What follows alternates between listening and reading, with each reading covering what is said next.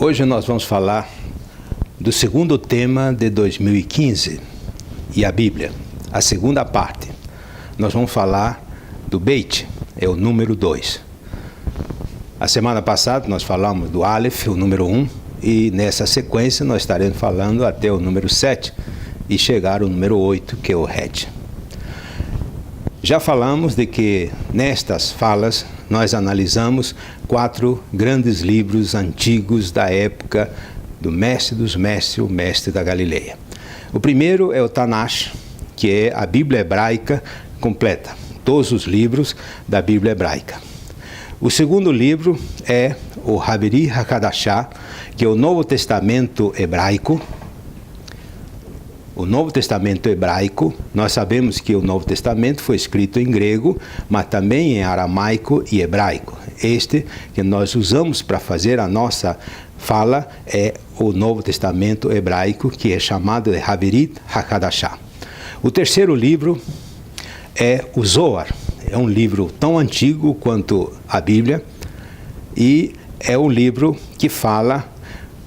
É um livro de 22 volumes, escrito em aramaico, que fala dos comentários, que consta os comentários da Bíblia do Tanakh.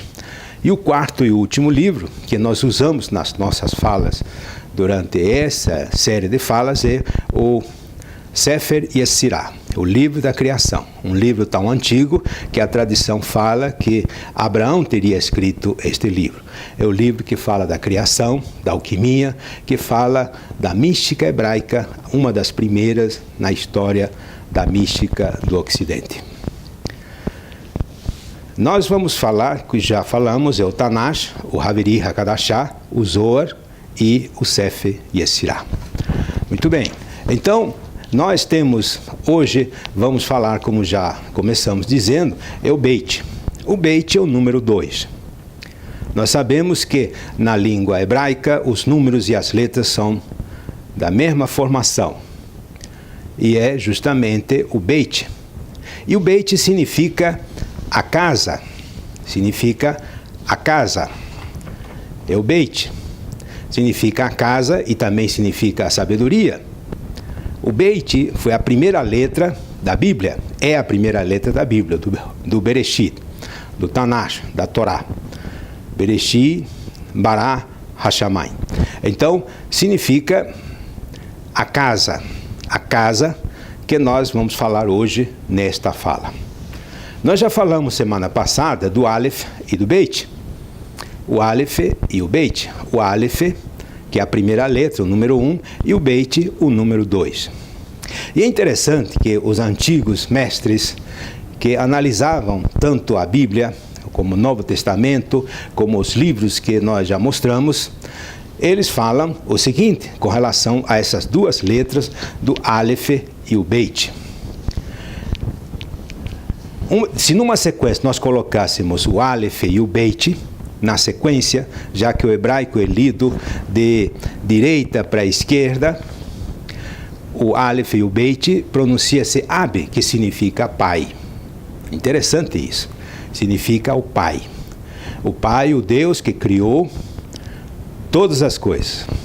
Mas se nós colocássemos essa mesma sequência de letras, o Aleph e o Beit, no sentido contrário do Beit e o Aleph, é a palavra Abá, que significa o porvir, o futuro. E é interessante que, na mística hebraica, essas duas palavras são complementares, segundo os antigos pesquisadores. Que toda a criação, o futuro, no futuro, o Aleph e o Beit, tá? O Aleph e o Beit teria que retornar ao Pai. Ou seja, a criação do Beit, criado pelo Aleph, que é o Pai, teria que retornar futuramente no porvir ao Pai. Daí a sequência que na primeira frase do Bereshit, no primeiro livro do Gênesis, na Torá, na Tanakh, no Haberi HaKadashah, em todos os livros, a vinda do Messias, ele é incontestável. É absolutamente necessário e ele está previsto em todos os livros místicos e não místicos da Bíblia. E é interessante que se nós colocássemos, e ainda os antigos mestres falavam que se nós colocássemos nesse porvir do Ba, do Beit Aleph, que significa porvir, se nós colocássemos a letra Vav, que significa equilíbrio, no meio, que seria a palavra boa, ou seja, boa, significa penetrar. Penetrar no profundo, penetrar no inconsciente, penetrar na eternidade. E é interessante essa palavra, ela é usada justamente para mostrar a entrada do ser humano de novo no paraíso, na eternidade. E é interessante que uma das frases com que o Haveri HaKadashah, o Novo Testamento hebraico, termina lá no Apocalipse de João, o essênio, é uma frase genial. É esta frase aqui que eu estou mostrando, quando diz assim: Amém, boa na Hadom Yeshua HaMessiah. Ou seja, Amém, boa na Hadom Yeshua HaMessiah. Vem agora, Senhor Jesus, o Messias. Meus amigos, nós temos então, dentro desse quadro, a explicação do Beit. Mas nós vamos caminhar mais um pouco. Nós falamos nessa série de apresentações, de que nós iríamos analisar cada letra, tanto Aleph como Beit, as outras letras sequenciais, até o Het, tanto no Gênesis como no Evangelho de João, tanto também no Apocalipse. São 3 livros, não diríamos complementares, mas são semelhantes, são sinóticos ontologicamente ou teologicamente. Em primeiro lugar, se nós falamos do Beit, o Beit, no Bereshit, no Gênesis, significa o segundo dia da criação. E no segundo dia da criação, no Beit, no 2, o que aconteceu? Diz o texto sagrado que no segundo dia, Deus separou as águas de baixo, as águas de cima das águas de baixo. O Maim de cima com o Maim de baixo. É impressionante, nós sabemos que o Maim, a água na terapia holística, na terapia complementar, a água significa o emocional, a vontade, a vida, toda a vida do ser humano. É interessante que separou as águas de baixo das águas de cima, ou seja, o Maim de baixo, o Maim de cima. E é interessante que termina no segundo dia dizendo que no Maim de cima, que é o Maim de cima, Deus chamou de Shamaim. Vejam só, interessante.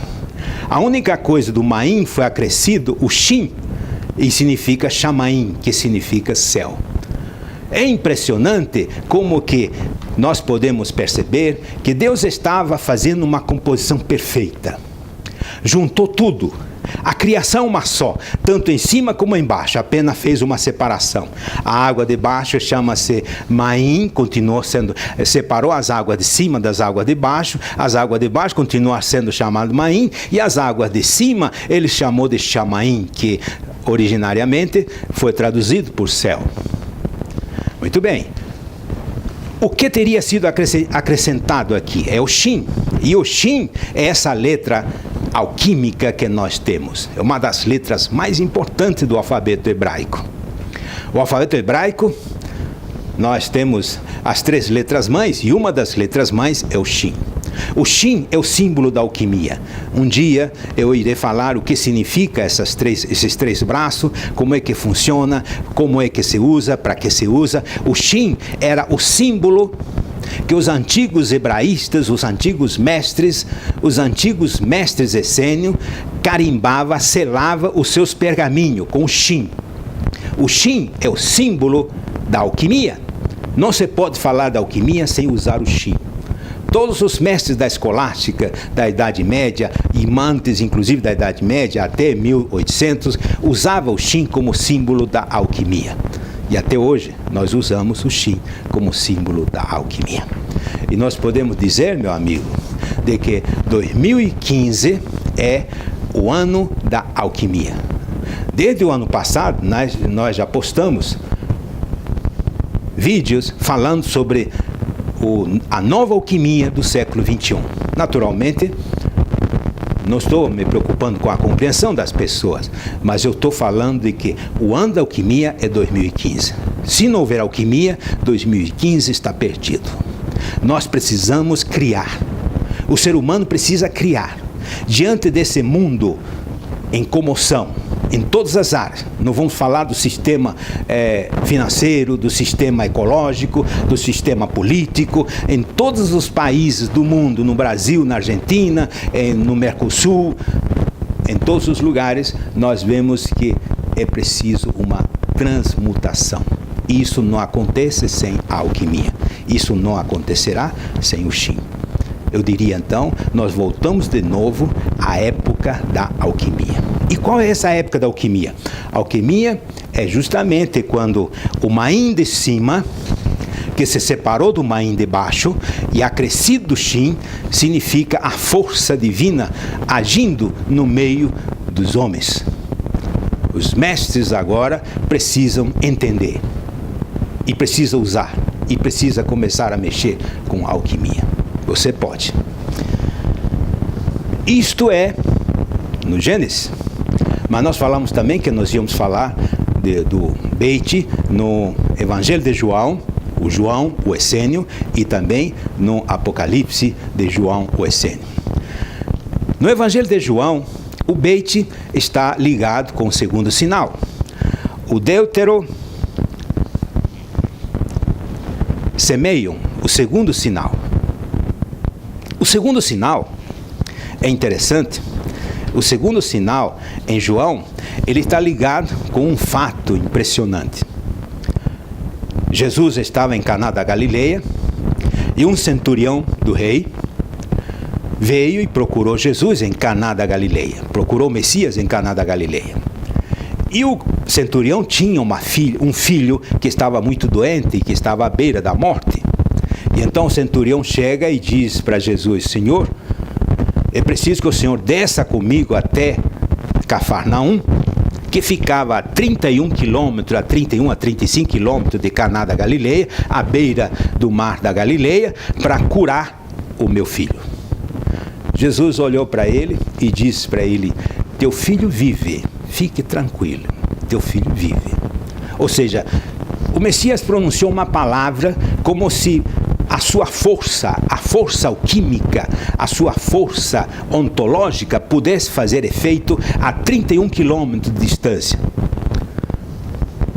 O magnífico é que aquele centurião acreditou e foi. E quando chegou perto de Cafarnaum, perto da casa dele, os servos dele chegaram e falaram para ele: seu filho vive.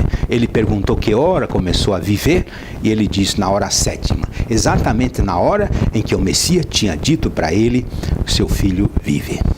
Meu amigo, aquele centurião tinha a fé e tinha a intuição.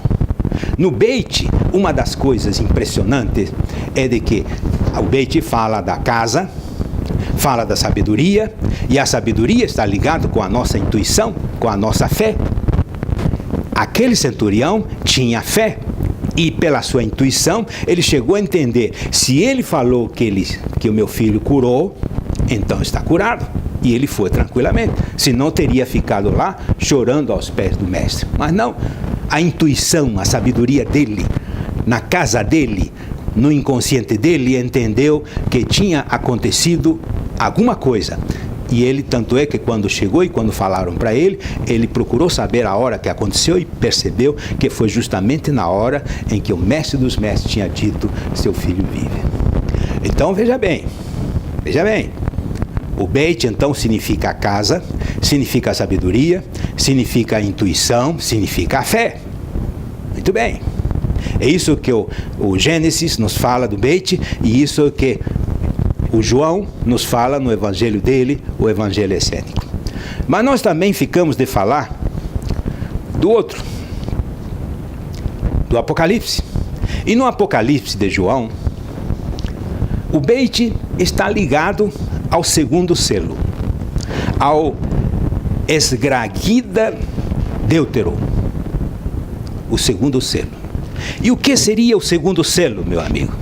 O segundo selo diz assim: Quando o cordeiro foi chamado, e eu era o único que podia abrir os selos, os 7 selos que havia, as 7 letras, o Beit, ele só podia abrir, só ele podia abrir, ele abriu, e o que aconteceu? Apareceu o cavalo vermelho. E esse cavalo vermelho tinha a força, tinha a condição e tinha a obrigação de tirar a paz da terra. E as pessoas lutavam uma contra a outra. E o que nós estamos vendo hoje no mundo todo? Não existe mais paz. Não existe mais a paz. Nem a paz interna, nem a paz externa, nem a paz na cidade, nem a paz internacional, nem a paz em lugar nenhum. Nem nas próprias igrejas, nem nas religiões. As religiões estão tremendo nas suas bases por falta de paz. Foi predito pelo Beit do Apocalipse. Mas você pode me perguntar uma coisa interessante que eu estou fazendo. Como? O Beit não era a casa? O Beit não era a fé? O Beit não era a criação? Como o Beit agora vai ser a falta de paz? Pois é, Carl Jung, um grande mestre da psicanálise, ele diz o seguinte, que todo arquétipo tem 2 lados. Tem um lado positivo e tem um lado negativo. E o Beit é um grande arquétipo. O Beit é um arquétipo, uma letra, um símbolo, um sinal, uma letra, um número, é uma letra que tem uma significação ontológica. E o Beit tem 2 lados. Um lado significa a casa, significa a criação, significa a sabedoria, significa a intuição e a fé e a criação. Por outro lado, o lado negativo do Beit, o Beit significa a falta de paz, a guerra. Depende da sua escolha.